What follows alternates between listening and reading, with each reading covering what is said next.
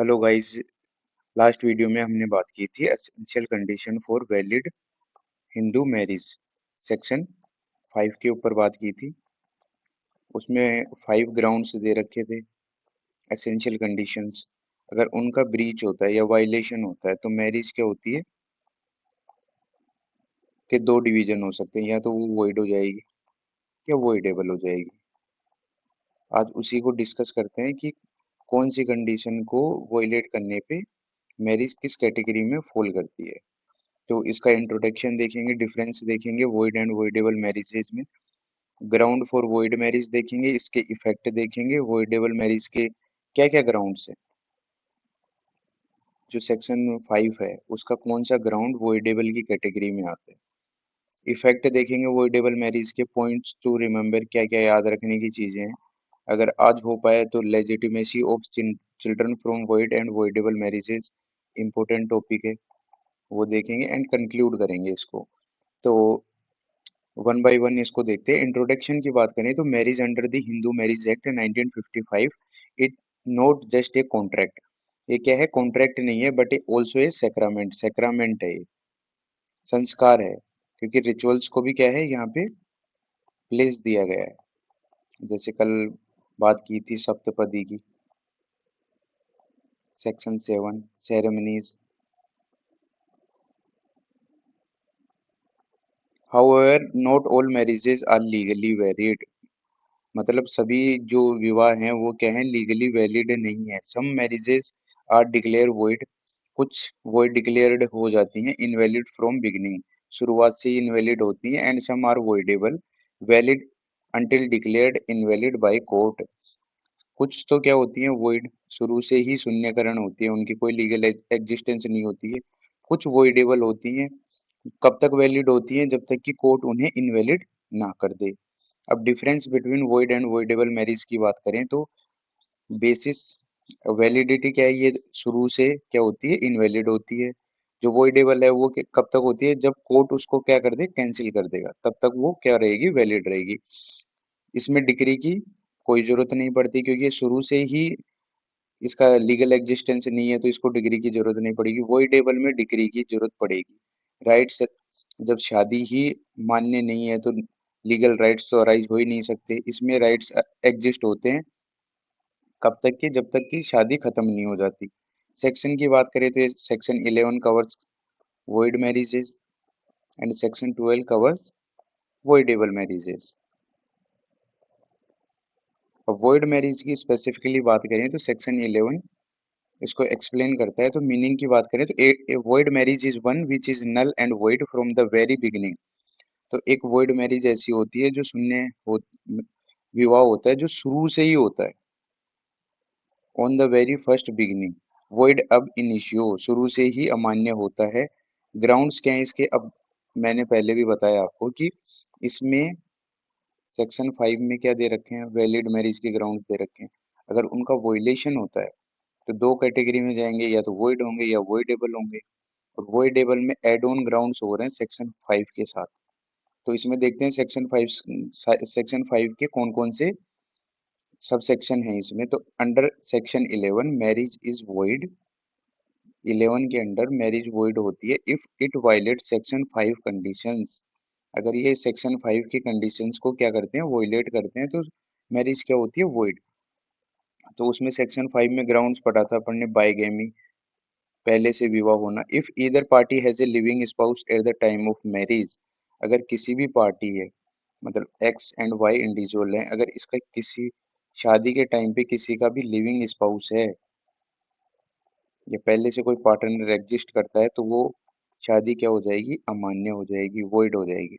Case law Yamunabai Anantrao Adhav versus Anantrao Shivram आदव।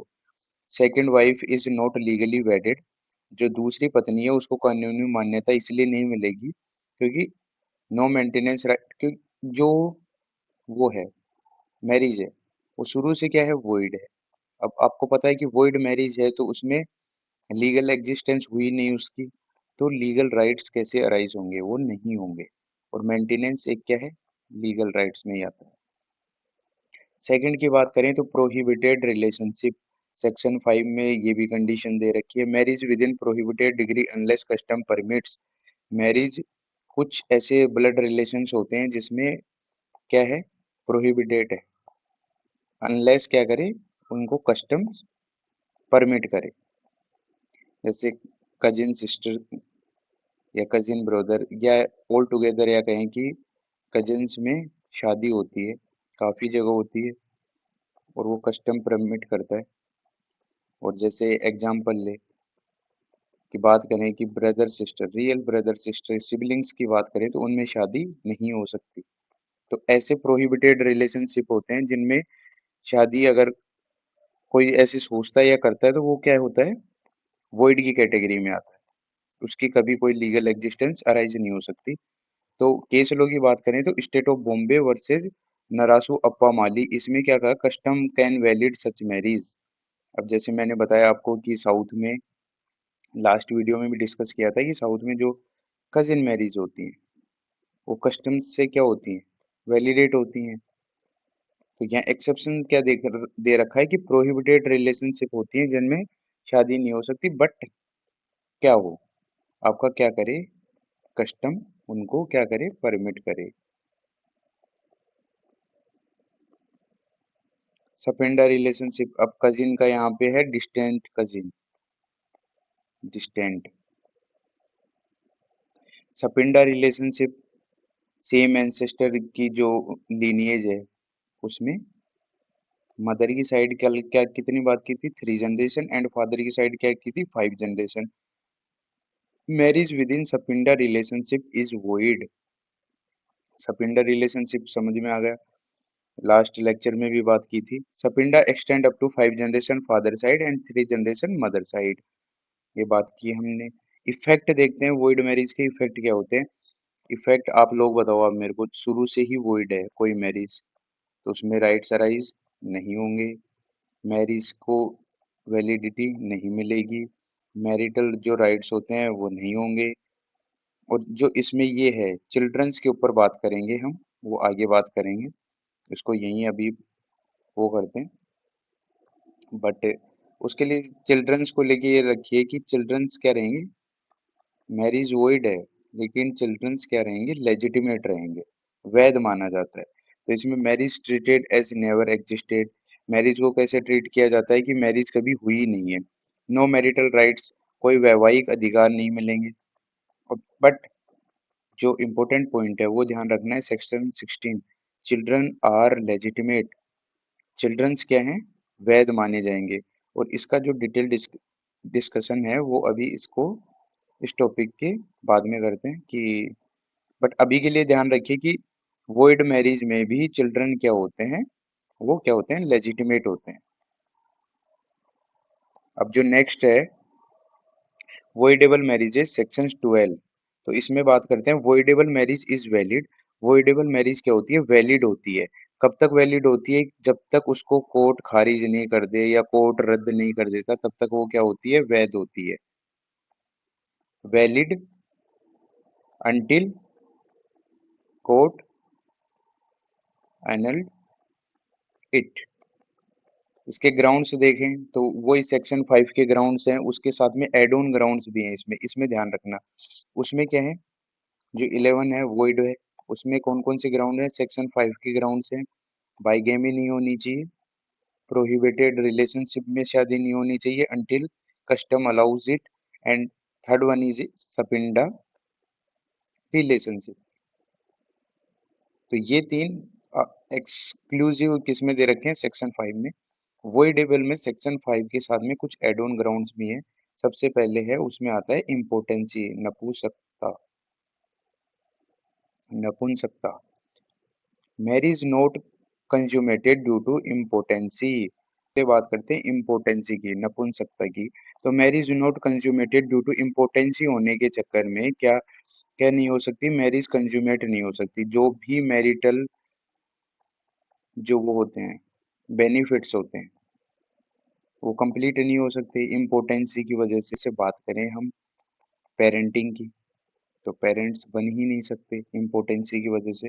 तो ऐसे case में क्या कहा, दिग्विजय सिंह वर्सेस प्रताप कुमारी में क्या कहा, impotency must exist at the time of marriage and continue. तो नपुंसकता वो है कि विवाह के समय और बाद में भी बनी रहनी चाहिए। ये इसेंशियल ग्राउंड्स हैं उसके, कि कंटिन्यू होनी चाहिए, वो इम्पोर्टेंस है। टेम्परेरी पीरियड के लिए अगर कोई चीज है तो उस वो ग्राउंड से नहीं हो सकती, किसके लिए, मैरिज को कैंसिल करवाने के लिए। सेकंड है, अब ये वही आ गई सेक्शन 5 वाली कंडीशन, अनसाउंडनेस ऑफ माइंड, मानसिक अस्वस्थता। If A party is incapable of giving valid consent, अगर कोई भी पार्टी अपनी कंसेंट, वैलिड कंसेंट देने के की इनकैपेसिटी रखती है, उसके लिए वो संभव ही नहीं है कि वो अपनी कंसेंट दे पाए या समझ पाए। तो इसमें केस लो की बात करें तो आर लक्ष्मी नारायण वर्सेस शांति, इसमें क्या कहा, mental disorder must be serious affecting marital right या मैरिटल लाइफ। तो मेंटल डिसऑर्डर इतना सीरियस होनी चाहिए, मानसिक बीमारी इतनी गंभीर होनी चाहिए कि वैवाहिक जीवन को क्या करे, अफेक्ट करे, उस पर क्या डाले, प्रभाव डाले। थर्ड है consent obtain by force and fraud, अगर कंसेंट किसके द्वारा ली गई है, फोर्स के द्वारा या बल से ली गई है, धोखे से ली गई है। इसमें केस लो की बात करें तो Babui Panmato Kuer and Ram against Singh, fraud must relate to marital material facts. Fraud किससे, दो का महत्वपूर्ण तथ्य से संबंधित होना चाहिए, जैसे पार्टनर्स की कोई डिटेल्स है उससे लेके, कोई डिटेल से लेके क्या हुआ है। जैसे एग्जांपल की बात करें कि किसी को बताया गया है कि एक्स एंड वाई जो भी है इंडिविजुअल है, वो इतना पढ़ा लिखा है या पढ़ी लिखी है, सैलरी इतनी है, ये पोस्टेड है नहीं है, आर्म्ड फोर्सेस में। तो ये क्या होते हैं, मटेरियल फैक्ट्स होते हैं। अगर बाद में इनमें कुछ चेंजेस आते हैं तो वो क्या ग्राउंड्स बन सकते हैं, और इसकी वजह से कंसेंट मिली, क्योंकि सामने वाला जो इंसान कंसेंट दे रहा है वो by putting all this facts into his and her mind, वो कंसेंट दे रहा है। तो ये क्या हो गया, फिर कंसेंट किससे हो गई, फ्रॉड से कंसेंट ले, और ये किसी के ऊपर दबाव डाल के आप उससे कंसेंट ले रहे हो, तो वो क्या ग्राउंड्स बन सकते हैं, मैरिज को एंड करने के लिए ग्राउंड्स बन सकते हैं। फोर्थ वन है कि प्रेगनेंसी बाय अनदर पर्सन, अगर प्रेगनेंसी हो जाती है किसी और इंसान के द्वारा, किसी अन्य से गर्भवती होना। If wife was pregnant by another person at marriage, तो क्या ये भी क्या है, ये तो ऑब्वियस ग्राउंड है किसके लिए, मैरिज को एंड करने के लिए। कंडीशन फॉर अनलमेंट, रद्द करने की शर्तें, पिटीशन विद इन 1 ईयर।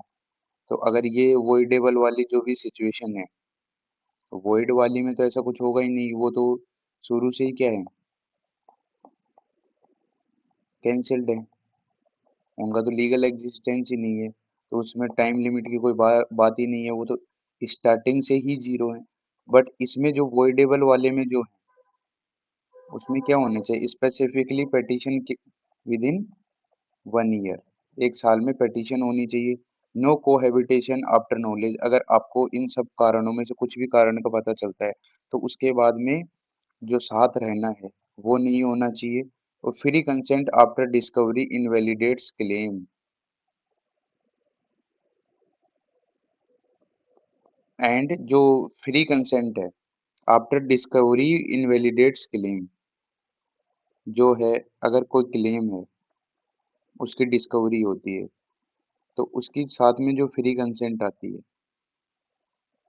कोई भी party X and Y party, ये सारी जो ग्राउंड्स है इनमें से किसी का उनको पता चलता है एंड उसके बाद में भी वो क्या करते हैं, मैरिटल रिलेशनशिप एस्टेब्लिश करते हैं, तो उसके बाद में कोर्ट क्या है, उसको मैरिज को खारिज नहीं करेगी।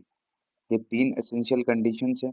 उसके बाद में इफेक्ट ऑफ वॉइडेबल मैरिजेस की बात करें तो वैलिड अंटिल अनल्ड, तो जब तक खारिज नहीं किया जाएगा, रद्द नहीं किया जाएगा, जब तक वो क्या है, वैध है। चिल्ड्रंस लेजिटिमेट होते हैं, वॉइड में भी एंड वॉइडेबल में भी, इंपॉर्टेंट पॉइंट है। Right exist before degree, right कब तक रहेंगे, जब तक डिग्री आएगी, तब तक कोर्ट की डिग्री आएगी तब तक क्या रहेंगे, राइट इंटेक्ट रहेंगे। तो ये बात है ध्यान रखने की कि वॉइड में क्या होता है कि ऑटोमेटिकली इनवैलिड हो जाती है सेक्शन 11 में। सेक्शन 12 में क्या रहता है कि वैलिड रहेगी तब तक कोर्ट कैंसिल नहीं करेगी उसको। इसमें क्या है, तीन एसेंशियल कंडीशंस है। Void, no legal existence, legal existence नहीं होता क्योंकि शुरू से ही क्या है वो नगण्य है, शून्य है। वॉइडेबल में क्या है, legal existence until अनलमेंट, legal existence होता है कब तक, जब तक उसको कोर्ट रद्द ना कर दे। तो आज हमने देखा, कंक्लूड की बात करें तो void and voidable marriages ensure that illegal or defective marriages are regulated under law while protecting rights of parties and children। तो void and voidable marriages क्या इंश्योर करते हैं कि इलीगल और डिफेक्टिव मैरिजेज किसके द्वारा, लॉ के द्वारा रेगुलेट हों, प्रोटेक्ट करें किसके राइट्स के, पार्टीज के और चिल्ड्रंस के। तो इसमें बात हुई, आज हमने बात की कि सेक्शन 5 उसमें दे रखी है 5 ग्राउंड्स। अगर उनका वायलेशन होता है तो मैरिज किस में आ जाती है, या तो वॉइड हो जाएगी या वॉइडेबल हो जाएगी। वॉइड होती है तो स्टार्टिंग से क्या होती है, जीरो, नो लीगल एग्जिस्टेंस। इसका कब तक होती है, जब तक कोर्ट डिग्री ना दे दे, और राइट्स भी तब तक चलेंगे।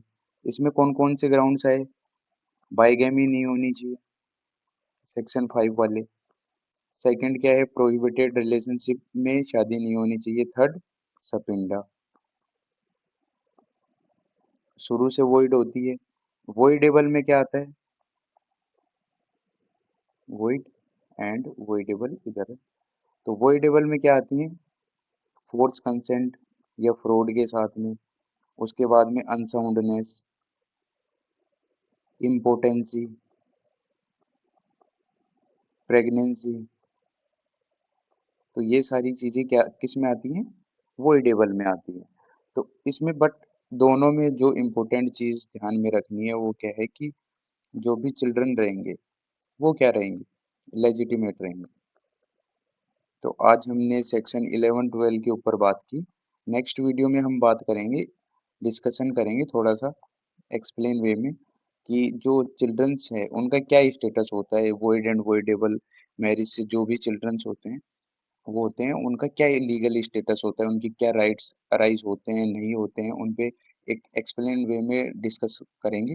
और अगर आज की वीडियो से कोई भी आपको डाउट है तो वीडियो आप दोबारा देख सकते हैं, और इन पॉइंट्स को एक बार समझना है। अगर समझ गए तो फिर वो काफ़ी इजी हो जाता है, रटने से कभी भी लो आएगा ही नहीं। और अगर आप चीज़ों को समझ लेते हैं तो ये आपकी प्रैक्टिस में, वो आपकी पर्सनैलिटी में और कॉन्फिडेंस में अलग से इम्बाइब हो जाएगा।